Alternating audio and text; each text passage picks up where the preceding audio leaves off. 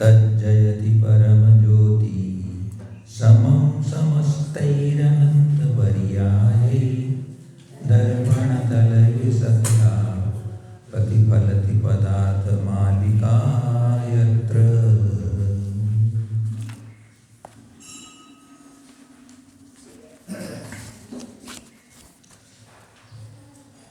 आत्मानुरागी भव्य आत्माओं, गाथा नंबर चलेगी 118, श्लोक नंबर 118, 117 चलेगी, नहीं 18, ये 17 से चल रहा कोई वो तो बना लेंगे अपन विषय 17 से चल है। हाँ, एक सदा पीछे थोड़ी सी बहिरंग बहिरंग चर्चा हो चुकी थी अपनी।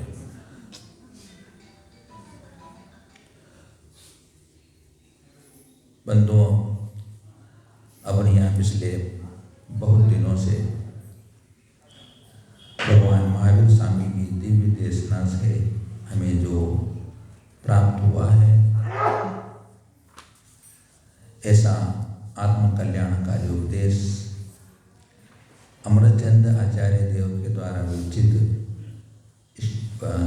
पुरुषार्थ सिद्धि उपाय ग्रंथ के माध्यम से अपन यहाँ अपना जो वर्तमान का जीवन है उसको हम धर्ममय बनाएं, हमारे जीवन में शांति कैसे प्रकट हो, हम अपने मन को कैसे निर्मल बनाएं, हमारा मन कैसा पवित्र बने, कैसे हम विषयों से विरक्त होवें, कषाएं हमारी मंद हो और हमारा अच्छा सा जीवन बने, इसलिए अपन समय बैठ कर विचार कर रहे हैं। पुरुषार्थ सिद्धि उपाय, पुरुष का अर्थ होता है आत्मा, उसका अर्थ अन्य प्रयोजन, आत्मा का प्रयोजन मोक्ष है, उसकी सिद्धि का उपाय पुरुषार्थ सिद्धि उपाय। हमें पुरुष ने आत्मा की सिद्धि करना है।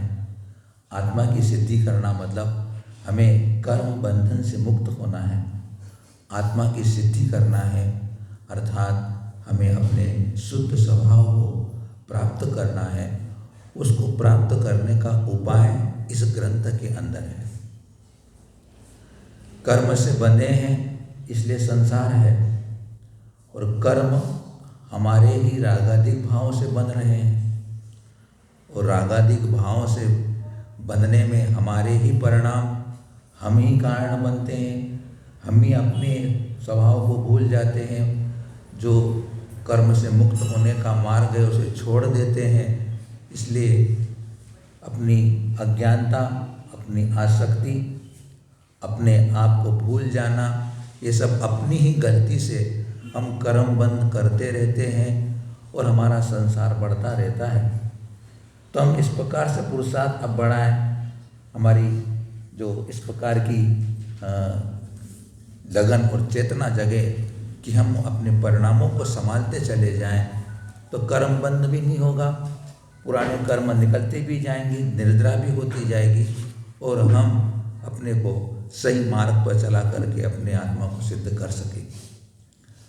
तो यहाँ अमरचंद आचार्य देव ने सर्वप्रथम शुरू में तो अपने को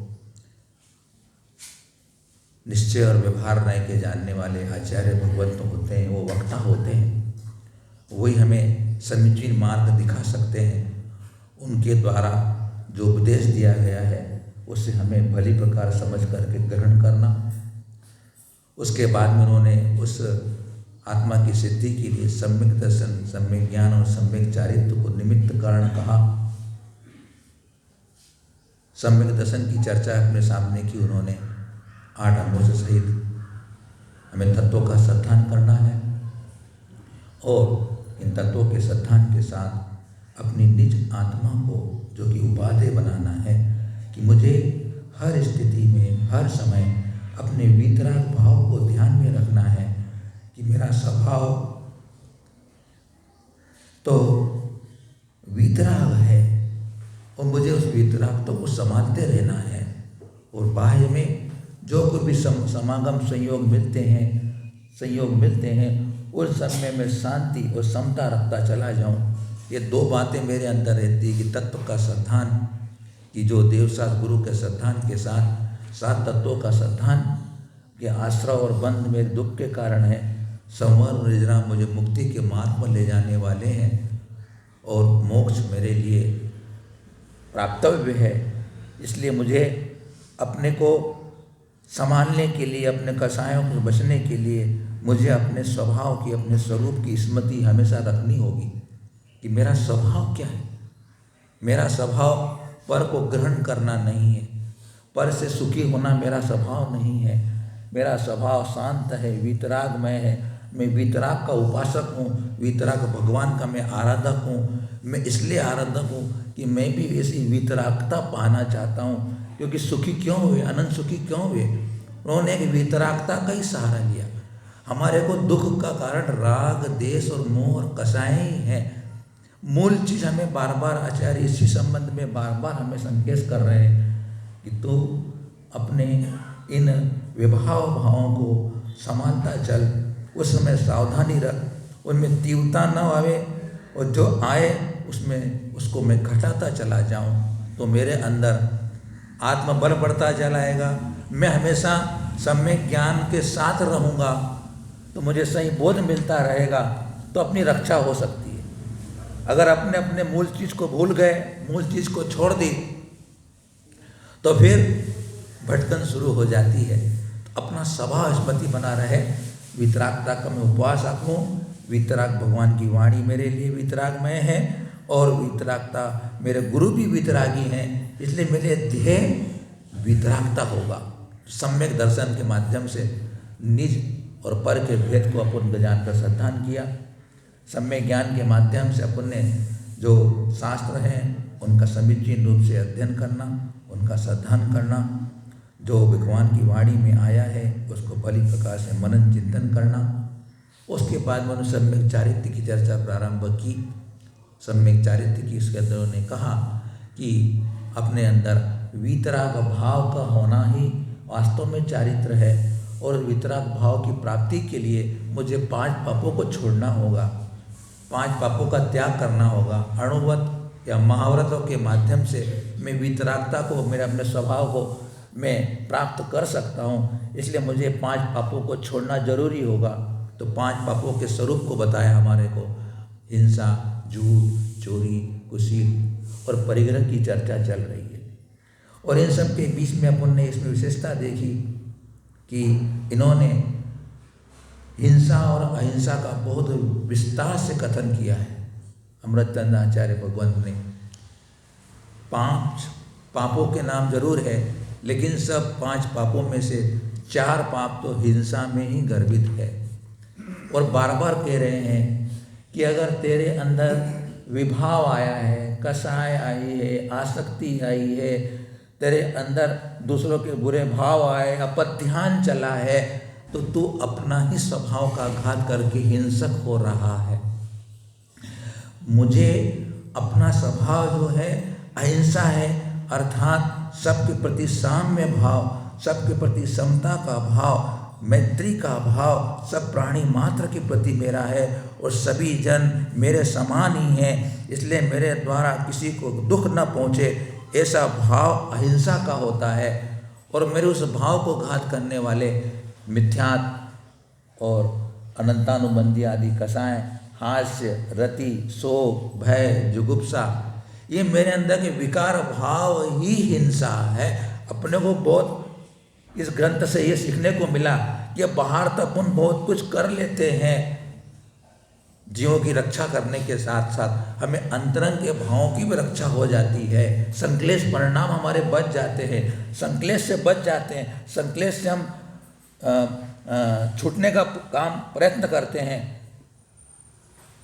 मन को उद्विग्न नहीं होने देते हैं।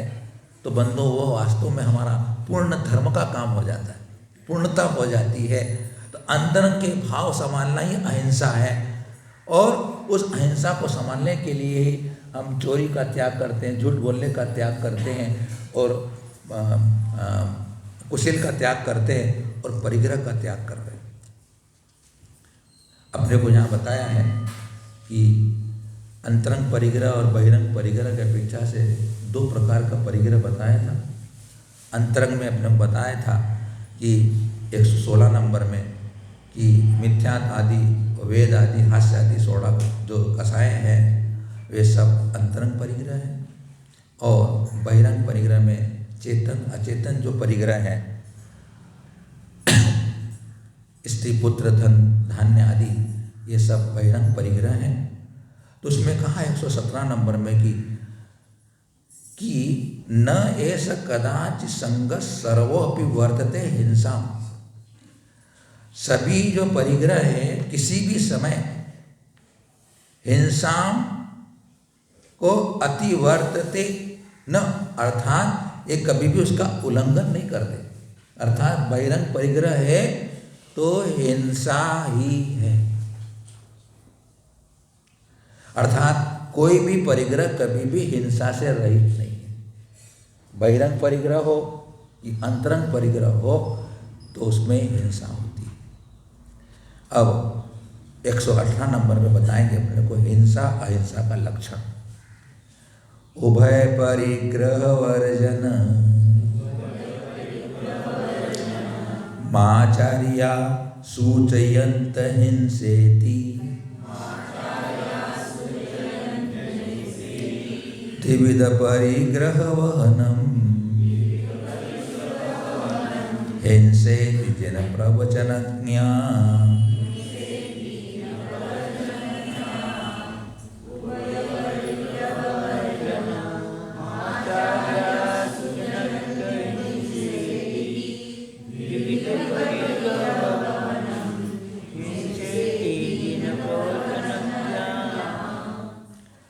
जिन प्रवचनज्ञा, जिन प्रवचन ने जिनागम के जो ज्ञाता है, जिनागम को जानने वाले आचार्य परमेष्टि उभय परिग्रह वर्जनम, जो उभय ने अंतरंग और बहिरंग परिग्रह का त्याग करना अहिंसा इति अहिंसा है।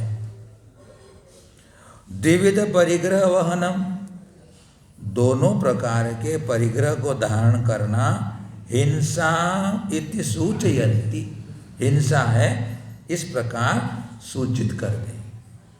अंतरंग बहिरंग परिग्रह नहीं है तो अहिंसा की पालना हो रही है, और अंतरंग और बहिरंग अपने परिग्रह है तो हिंसा सुनिश्चित है। तो जो गृहस्थ जन हैं वे अपनी भूमिका के अनुसार अंतरंग के भावों को, जो हिंसा वाले उनको छोड़ें, और जो बहिरंग परिग्रह है जितने अपने जीवन यापन के लिए, अपने जीवन यात्रा के लिए जितना जरूरी, जितना आवश्यक है उसको रखते हुए बाकी के प्रति मूर्छा भाव हम छोड़ते चलें, अपनी शक्ति सामर्थ्य को बढ़ाते हुए, अपने अनुकूलताओं को देखते हुए, तो हम अहिंसा को पालन भी करते रहेंगे और हमारा मार्ग भी प्रशस्त होता रहेगा। वस्तुतः तो जब निर्गंत मुनिराज अपने शुक्ल ध्यान, शुद्धोपयोग या आत्म ध्यान में तल्लीन हो जाते हैं, तभी जाकर वे पूर्ण अंतरंग बहिरंग परिग्रह से रहित होकर के पूर्ण अहिंसक होते हैं। तो वहाँ तक की यात्रा अपने को पहले ऊपर से धीरे धीरे अपन चलेंगे, अभ्यास के साथ, संकल्प के साथ, अपनी धारणा को बदलते हुए, तो हम उस मार्ग तक पहुँच जाएंगे। अहिंसक तो पूरा वही होगा कि मेरे अंदर किसी प्रकार का राग देश मोह का भाव ही प्रकट नहीं होगा, और जो शरीर मेरा मुनि बनने पर परिग्रह शरीर का कहा जाता, मतलब शरीर साथ में रहता है, उस समय वह काय गुप्ती में रहने से शरीर के प्रति भी उसका पूरा ममत्व समाप्त हो जाता है। मन का जो संकल्प विकल्प है जिससे कि राग देश होते हैं वो भी विलीन हो गया मनोगुप्ती के माध्यम से। मनोगुप्ती में आरोध ध्यान नहीं होता है, मनोगुप्ती में से वीतराग ध्यान होता है, और वहाँ पर जो अपना शुद्ध स्वभाव है उसी के अंदर वो तन्मय रहते हैं। वीतराग संवेदन ज्ञान के माध्यम से अपना जो शुद्ध स्वभाव है सिद्धों के समान उसके स्वभाव में ही लीन होते हैं, तन्मय होते हैं, उन्हें बाहर का भान ही नहीं होता है। उस समय उनको रागदेश के भाव ही नहीं होंगे, और रागदेश के भाव ही नहीं हो तो वर्तमान का परिग्रह भी नहीं, और जो कर्म थे उनके प्रति भी उनका उस कर्म के उदय में होने वाले भाव में जुड़ान नहीं हो रहा है, इसलिए वो कर्म भी परिग्रह नहीं।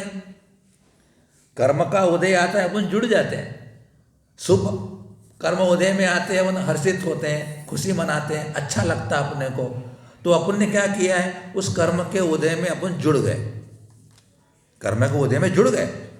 और अगर अनिष्ट था, पाप का उदय आया, तो उसके प्रति अपने के अंदर खेद होता है, दुखी मनाते हैं, शोक करते हैं, बुरा मानते हैं अपन, अरे ये कैसा हो गया, नहीं होना चाहिए था। तो अपन ने अशुभ कर्म के उदय में अपन जुड़ गए। ये जुड़ना ही मेरे लिए हिंसा का काम बन जाता है। और अगर मैं जागृत हूँ कि यह कर्म का विपाक है और ये मेरे स्वभाव से भिन्न धर्म वाला है, अब बचेंगे कैसे अपन? ये तो चलता रहेगा, कर्म तो बंधे हुए हैं, कर्म तो उदय में आएंगे, अपना फल भी देंगे। और मेरा जो जब मैं सम्यक धारण किया है, तो मैंने मेरे आत्मा के अस्तित्व को स्वीकार किया है कि मेरा आत्मा का अस्तित्व तो चैतन्यमय है। मैंने शास्त्र से पढ़ा, गुरु के उपदेश को सुना और भगवान की वितराग छवि को देख करके मैंने भी मेरे अंदर अनुभव किया कि मेरी आत्मा भी ऐसे स्वभाव वाली है, और मैंने ऐसा सिद्धांत कर लिया।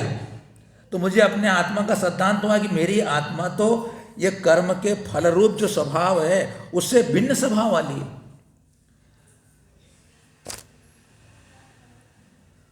वीतराग संवेदन ज्ञान में मुजराज जब होते हैं, तब वे अपने आत्मा का जो शुद्ध स्वभाव है उसमें वो उसके उस अनुभूति में तन्मय होते हैं। लेकिन जो ग्रस्त जन होते हैं वे क्या करते हैं, शास्त्रों में पढ़ा समझा हमने कि वे चेतना लक्षण मेरा है, मेरा लक्षण चैतन्य है, चेतना लक्षण है, ऐसे परोक्ष रूप से अपने आत्मा को जानते हैं, परोक्ष रूप से अपनी आत्मा को जानते हैं। और कैसा कहा गया कि जैसे कि अग्नि को, धुएं को देखकर अपने को अग्नि का भान होता है, अनुमान प्रत्यक्ष कहा गया शास्त्रों में। क्योंकि जब आप गृहस्थ में आप हो तो आपने सिद्धांत जो वाणी को सुनकर के, गुरु के उपदेश को सुनकर कि मेरी आत्मा चैतन्यमय है और परद्रव्य से मेरा कोई संबंध नहीं, ऐसा आपने परोक्ष सिद्धांत किया है उस ज्ञान के माध्यम से। स्वानुभव तो आपका हुआ, लेकिन स्वानुभव प्रत्यक्ष नहीं हो रहा है, लेकिन आपने सिद्धांत कर लिया कि मेरी आत्मा ऐसी है, परद्रव्य से भिन्न स्वभाव वाली है, वही मुझे प्राप्त है। वो आपको जो ज्ञान अगर उस समय जागृत रहता है कर्म के उदय में, तो अपन उस कर्म के उदय में होने वाले सुख दुख में अपने आप में संक्लेश को प्राप्त नहीं होते। हमारे कहने का संबंध यह है कि परिग्रह से बचेंगे से अपन, तो कर्म का उदय तो चलता रहेगा और मेरे भाव होते रहेंगे, तो फिर काम कैसे चलेगा? तो कर्म के उदय में ये मेरे स्वभाव से भिन्न है, ये अपने अंदर जागृति बनी रहे तो वो कर्म अधिक बंध नहीं करेगा। अपने को समझना ये है, अधिक कर्म नहीं बंधेगा, बहुत कर्म कम बंधेगा, और पुराना भाव संक्लेश कम होने से उस भाव की निजरा भी हो जाएगी और नवीन संक्लेश भी कम होगा। देखो, मुक्ति का मार्ग तो यही है कि भेद ज्ञान के द्वारा अपने विचारों को संतुलित रखना। वो कब होगा कि मैं इन जिनवाणी को पढ़ करके उसे मैं उसको अपने जीवन में अपने अनुसार अपने से उसमें अपनाता चलूँ, उसका प्रयोग करता रहूँ, उसको अपने जीवन में लगाता रहूँगा, तभी बनेगा। सुनने से कभी क्या मोक्ष होता है क्या? सुनने से मोक्ष हो जाता था, सभी लोग सुनते हैं, सब भगवान के संभूषण में सभी मोक्ष नहीं चली जाए। लेकिन जब मुझे अनुभव हो गया कि मार्ग तो अहिंसा का यही है कि मैं अपने भावों को निर्मल बनूं, निर्मल रखूं, चेतना को मेरे अंदर की जागृत रखूं, तो कर्म अपना फल उतना मेरे ऊपर प्रभाव नहीं करेगा। और कर्म जब प्रभाव करता है तो मुझे नवीन बंध हो जाता है, और नवीन बंध फिर उदय में आता है, फिर मैं भाव करता हूं, संतति चलती रहती है। वास्तव में लिखा है कि अज्ञानी मतलब जो ध्यान से बाहर है, ज्ञानी मतलब जो ध्यान में है। ज्ञानी शब्द आता है ना बार बार। जब तक हम सविकल्प दशा में हैं, आत्मा के स्वरूप में एकाग्र नहीं, उसको बोलेंगे अज्ञानी दशा। और आत्मा के स्वभाव में लीन है अपन, वो ज्ञानी दशा। यूँ तो चतुर्गुण स्थान वाला भी ज्ञानी है, लेकिन ज्ञानी वो ज्ञानी जो कि जिसको बाहर का भान ही नहीं है। लेकिन अपने को जिनवाणी का जो सिद्धांत हुआ है और आत्मा का मेरा स्वरूप यही है, मेरे प्राप्तव्य वही है, उपादेय वही है, ऐसा मुझे ज्ञान हो गया है, तो भी ज्ञानी अपन ऐसी बात नहीं है। लेकिन हमारा इस चतुर्थ पंचम छठे गुणस्थान का जो ज्ञान है वह कथनचित कर्म बंद कराता है। क्यों कराता है? क्योंकि हम उस समय कर्म से जुड़ते रहते हैं, कर्म के विपाक से इंद्रिय के विषयों की लालसा बनी रहती है, आसक्ति बनी रहती है, अपध्यान चलता है। अपध्यान मेरे को बहुत ज़्यादा दुख कष्टकारक हो रहा है, अपध्यान मेरे को बहुत कर्म बंद करा रहा है।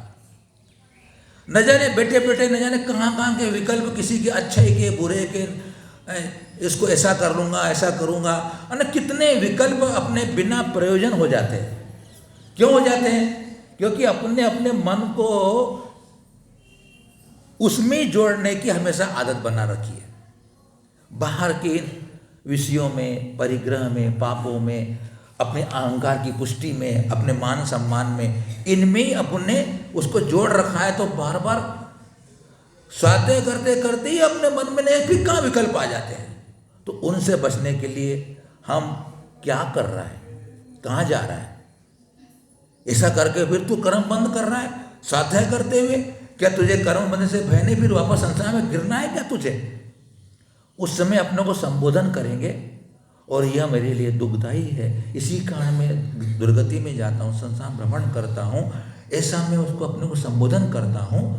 तो फिर मैं वापस समझ जाता हूँ, अपने भावों को संभाल लेता हूँ। देखो भैया, ये तो अपने अंदर अपनी चेतना को जागृत रखने के लिए मार्ग तो यही रहेगा भैया, कि मैं अपने अंदर जागृत रहूँ, अपने अंदर मैं सावधान रहूँगा, अप्रमत्त रहूँगा। वो पढ़ ना, जो अहिंसक कौन है? जो अप्रमत्त है। हिंसक कौन है? जो प्रमाद में जा रहा है ना। तो जहाँ भी अंतरंग और बहिरंग परिग्रह है, हिंसा है। क्योंकि बहिरंग परिग्रह बिना आराम साराम के होगा नहीं। बहिरंग परिग्रह आपका जो भी जुट रहा है, मकान है, दुकान है, धन है, दौलत है, गाड़ी है, घोड़ा है, बंगला है, इन सब आपके पास में है, तो उसके निमित्त से आराम होता है, साराम होता है, अनेक प्रकार के संक्लेश परिणाम होते हैं, तो वो आपको हिंसा का कारण बन जाता है। इसलिए कह रहे हैं कि बहिरंग परिग्रह में भी हिंसा सुनिश्चित है। तो फिर क्या करें? बोले दोनों परिग्रह में हिंसा की फिर पुष्टि करते हैं। हिंसा पर्यायत्वात् सिद्धा, नहीं, हिंसा पर्यायत्वात् सिद्धा हिंसा तरंग संगेषु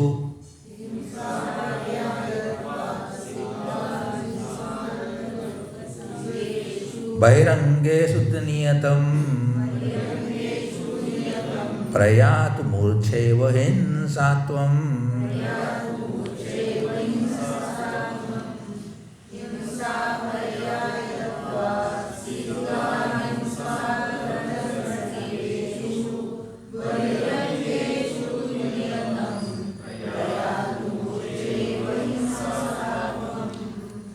हिंसा पर्यायत्वात्, हिंसा की पर्याय रूप होने से अंतरंग संगेषु हिंसाम सिद्धा, अंतरंग परिग्रह में हिंसा सिद्ध है। और बहिरंगेषु, और जो बहिरंग परिग्रह में भी क्या करते हैं? मूर्छा एव, मूर्छा मतलब ममत्व का परिणाम ही हिंसात्म नियतम प्रयातु, हिंसा भाव को निश्चय से प्राप्त होता है। अंतरंग का जो हिंसा का पर्याय रूप होने से, अंतरंग परिग्रह कैसा है? हिंसा की पर्याय है। अंतरंग परिग्रह क्या कहा? मिथ्यात्व,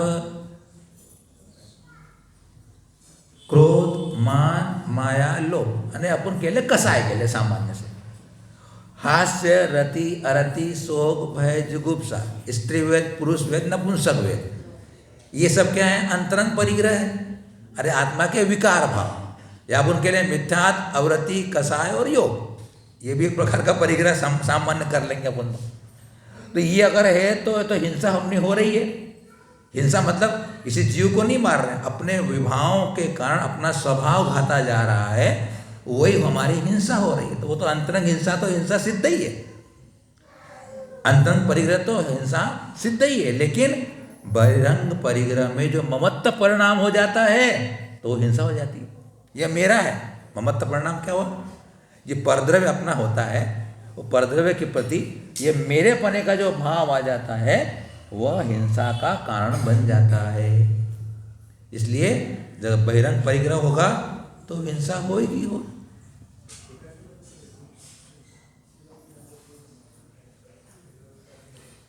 बहिरंग परिग्रह के पीछे आदमी कैसे अपने परिणाम खराब कर लेता है, देखो आप। एक नगर में बहुत बड़े मुनिराज आए और उनके बड़े अच्छे अच्छे प्रवचन हो रहे थे। गांव के लोग जाते थे, उनके प्रभावी प्रवचन का सब जगह अच्छा सा माहौल हो गया था। गांव के श्रेष्ठी लोग भी जाते थे वहाँ पे। अब एक दिन चोर था, चोरी करते करते बहुत सभा लगी थी तो उसका मन हुआ चलो अपन बैठ जाते, क्या बोल रहे हैं महात्मा जी बोले। चोर था, बैठा, महाराज का प्रवचन सुना उसने। महाराज ने उसने हिंसा आदि की या चोरी आदि की उसे व्याख्या की होगी, वो अच्छे से उनने प्रवचन किया तो उसे प्रवचन से वो चोर प्रभावित हो गया। चोर प्रभावित हो गया। अब प्रभावित होने के बाद उसने मन बना लिया कि अब मैं चोरी नहीं करूँगा। अब एक दिन अपने घर का सामान लेने के लिए एक सेठ जी की दुकान में चला गया। अब दुकान में गया, सेठ जी को कहा सेठ जी मेरे को सामान दे दो। अब सेठ जी तराजू में तोल के दे रहे सामान, तो उनने डंडी मार दी। क्या करा सेठ जी ने? तोलते हुए डंडी मार दी। अब चोर ने देख लिया, यार सेठ जी बड़ा धर्मात्मा है और महाराज की प्रवचन सभा में पहली पंक्ति में बैठता है, इतने रोज प्रवचन सुनने जाता है और उसने डंडी मार दी बोले यार। तो सेठ जी को बोलता है कि सेठ जी मैं तो सिर्फ एक दिन महाराज की सभा में बैठा था प्रवचन सुनने के लिए, तो मैंने चोरी करने का त्याग कर दिया और तुम तो रोज प्रवचन सुनने जाते हो और तुमने डंडी मार दी मेरे सामान को देने में। अब देखो सेठ जी कैसा करते हैं, दो लोभ के पीछे, परिग्रह के पीछे व्यक्ति कैसे भाव बना लेता है। मात यहाँ आना है खास। बोले कहते हैं सेठ जी कि धर्म, बोले हम लोग होते ना, हम धर्म और धंधे को एक नहीं करना चाहते। बोले धर्म और धंधे को एक नहीं करना। धर्म की बात धर्मशाला में होती है, ये दुकान भैया मेरा धंधा है, सब मेरे को पापी पेट के लिए करना पड़ता है। अब देख लीजिए, ये कहना चाहता हूँ मैं आपको कि उस बहिरंग परिग्रह के पीछे व्यक्ति कितना अपने आप को नीचे गिरा लेता है। जबकि अगर मेरा धंधा हो, वह धंधे में तीन बातें मेरे अंदर सम्यक आजीविका करने को अपने कहा गया शास्त्रों में। सम्यक आजीविका के लिए तीन बिंदु कहे गए हैं। एक तो हिंसा से मुक्त हो, हमारा आजीविका का जो धंधा हो हिंसा से मुक्त हो, शोषण से मुक्त हो और अन्याय से मुक्त हो। अगर तीन से अगर हमारा धंधा मुक्त है तो मेरा सम्यक आजीविका है, इससे भी आराम से मैं अपने जीवन को जी सकता हूँ और अपने धर्म के काम भी कर सकता हूँ। इस प्रकार से अगर अपने को परिग्रह को रखना भी है, इस प्रकार के अपने जीवन को चला करके भी अपन धर्म का अनुष्ठान कर सकते हैं, पापों से बच सकते हैं, अपनी मार्ग आत्मा को प्रशस्त मार्ग पर लगा सकते हैं। तो फिर कहते हैं कि जब ऐसी बात होगी दोनों परिग्रह में हिंसा होती है, ये बहिरंग परिग्रह में हिंसा होती है। शिष्य प्रश्न कर रहा है, एवं न विशेषस्या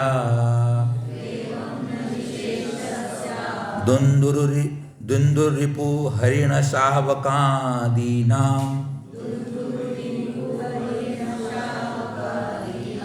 नैवं भवति विशेषस्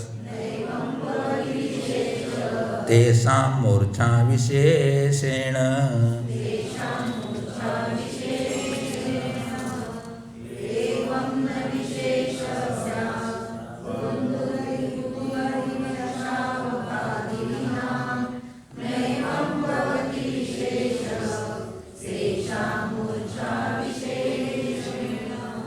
एवं माने यदि ऐसा है, यदि ऐसा है मतलब क्या हुआ कि बहिरंग परिग्रह में मूर्छा उत्पन्न होने पर हिंसा है। मूर्छा शब्द से बेहतर ममत्व भाव, मेरे पने का भाव, मूर्छा, उसी को बोलेंगे परिग्रह। ये मेरी गाड़ी है, ये मेरा मकान है, ये मेरा बेटा है, ये मेरी पत्नी है। ऐसा जो मेरे पने का भाव आता है ना, तो मेरे पने का भाव परिग्रह संज्ञा को जाता है, और उस परिग्रह संज्ञा से कारण क्या होता है कि वो हिंसा को नाम पा जाता है। तो वो एक उदाहरण दे रहे हैं, उंदर रिपु हिरण शावकादि नाम। उंदर रिपु कहते हैं, उंदरा बोलते हैं, मतलब उंदरा चूहे को बोलते हैं हमारे, उंदरा आप इधर बोलते होंगे, उंदरा बोलते हैं। तो उंदरा का रिपु कौन है? बिल्ली। उंदर रिपु, तो बिल्ली और हिरण का बच्चा, शावक ने बच्चा। बिल्ली तथा हिरण के बच्चे आदि में विशेषण से कुछ विशेषता नहीं रहेगी। बोले जब आपने बहिरंग परिग्रह को परिग्रह के दिया और उससे हिंसा होती है, तो बोले कि बिल्ली के और जो हिरण का बच्चा है उसके अंदर भी कोई विशेषता नहीं रहेगी। एवं न, विशेषता नहीं होगी, एवं न, ऐसा नहीं है। तेषाम मूर्छा विशेषेण, उनमें मूर्छा विशेष से विशेषः भवति, विशेषता होती है। अर्थात कोई विशेषता नहीं होगी ऐसी बात नहीं है।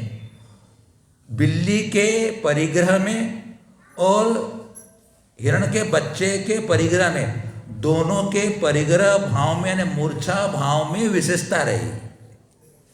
मतलब बहिरंग परिग्रह को अगर सर्वथा आप हिंसा कहते हो, तो फिर बोले कि बिल्ली जो होती है दिन रात चूहे को पकड़ने के लिए, कबूतर को पकड़ने के लिए, चिड़िया को पकड़ने के लिए हमेशा ताक में बैठी रहती है।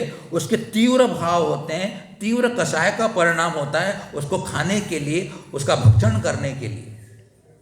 और एक बेचारा वो हिरण का बच्चा होता है या हिरण होता है, वो तो जंगलों में कहीं भी तृण खा करके, घास खा करके कहीं पर भी वो अपने पेट को भर लेता है।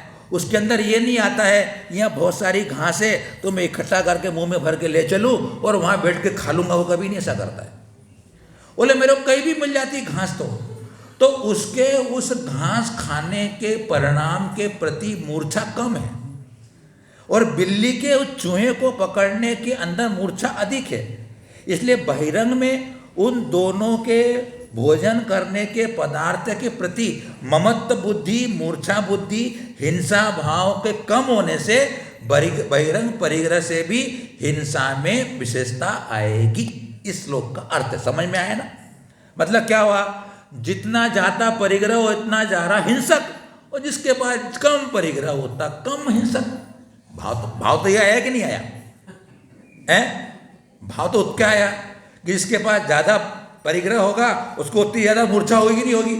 अब मुझे बताओ, एक सामान्य से सीधे साधे एक कमरा है, छोटा सा किचन है, बेडरूम में, लेटरिन बाथरूम में, सामान्य छोटा सा घर है, वो उसमें रह रहा है, तो उसको उसके अंदर उतना ही उत्तम ममत्व भाव है ना। अब आपका बहुत बड़ा बिल्डिंग है, 10-5 कमरे हैं, 1-2 बाथरूम बड़े बड़े, बाथरूम 1-2 बड़े बड़े लेटरिन अटैच वाले हैं, सामने गार्डन लगा हुआ है, 3 मंजिला 4 मंजिला एसी लगा हुआ है, तो उन सब के प्रति आपको ममत्व भाव हुआ कि नहीं हुआ? तो परिग्रह ज्यादा किसका हुआ? जिसके बाद ज्यादा बहिरंग परिग्रह हुआ, वो अधिक परिग्रह होने से, उसमें ममत्व भाव होने से हिंसक ज्यादा हुआ, हिंसक कम हुआ। और आपके पास परिग्रह ज्यादा है इतना सारा। अब देखो आप, जिसके पास 1-2 कमरे का मकान है, उसको 2 कमरे में झाड़ू लगाना है, पोता लगाना है, मेंटेनेंस करना है। अब जिसके 1-2 मकान है, बड़े बड़े मकान, बिल्डिंग है और बहुत सारी व्यवस्था है अपने घर में सुविधा के लगा रखी है, तो उसको मेंटेन करने के लिए पोता लगाओ, झाड़ू लगाओ, फिर एक मशीन आ गई, वो घर में कोई धुआं और वो कचरा जम जाओ उसको निकालो, है ना। बाहर गार्डन लगा हुआ तो उसको मेंटेनेंस करो, काटो पीटो, पानी दो, ये करो। तो मुझे बताओ आराम किसमें ज़्यादा हुआ है? जितना ज़्यादा परिग्रह हुआ उसमें आराम हुआ कि नहीं हुआ है? तो क्या हुआ, जिस प्रकार बिल्ली एक चूहे को खाने के प्रति अपने भाव ज़्यादा रखती है, उसमें मूर्छा ज़्यादा रखती है, तो परिग्रह ज़्यादा होने से हिंसा ज़्यादा हो रही है। और एक छोटा सा तृण खाने वाला हिरण, उसको कोई ज़्यादा ममत्व भाव नहीं है, जहाँ भी मिलते हैं घास खा ले, सूखी मिले, गीली मिले, नरम मिले, खा लेता है, अपना जीवन निर्वाह कर लेता है। तो बोले कि विशेषता खुद आचार्य कह रहे, देखो आप आगे से भी कह रहे, आसक्ति कम है और क्या मतलब हिरण में आसक्ति कम है, बिल्ली में आसक्ति ज़्यादा है। आसक्ति ज़्यादा है, आसक्ति कम। आसक्ति की बात है। आसक्ति जितनी ज़्यादा होगी उतने हिंसक है, जितनी आसक्ति कम होगी उतनी हिंसा कम होगी। हरितृणांकुरचारिणी मंदा मृग सावके भवति मूर्छा उन्दुरु निकरोन्माथिनी मार्जारे सेव जायते तीव्रा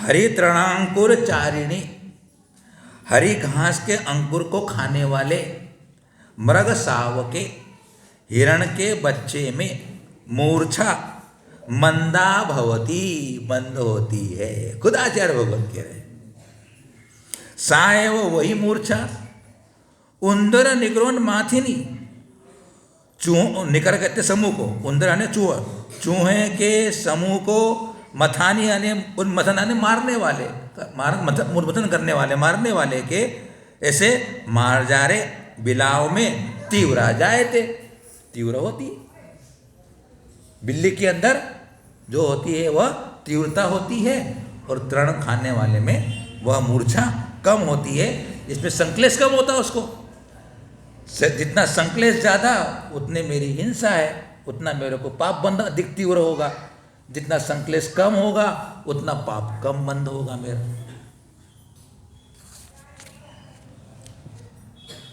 तो बंधुओं, अब आगे वो उदाहरण के माध्यम से और समझाएंगे अपने को किस प्रकार से कारण भेद से कार्य भेद हो जाता है।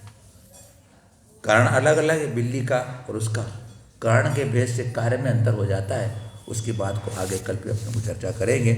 तो आप सबके लिए इस मंगल अवसर पर शुभकामनाएं, शुभ आशीर्वाद है कि मेरे अंदर ममत्व का भाव घटे और मैं अपने भावों को विशुद्ध बनाते हुए, मन को अच्छा बनाते हुए, मन को पवित्र बनाते हुए अपने जीवन को ऊंचा उठाने में अपना पुरुषार्थ लगाऊं। ऐसी शुभ भावनाओं के साथ आप सबके लिए शुभ आशीर्वाद। ओम नमः। सबको क्षमा, सबसे